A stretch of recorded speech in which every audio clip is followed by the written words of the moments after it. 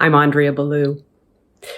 Recently, I was given the opportunity to introduce myself to an international gathering as a coach for the mental fitness program that I do. And even now, after all these years, I sat there and I thought, what am I going to say about myself in 2 minutes or whatever? And of course, immediately I had all the thoughts about data and how great this program is and what it can do for people. And I had to stop myself and say, no, wait. We have to go into our truth. We have to go into our heart. I have to go into my heart. Say, what has this meant to me? To really be able to be congruent and to show up in my authenticity, because that's where your believability, your credibility, and your trustworthiness is.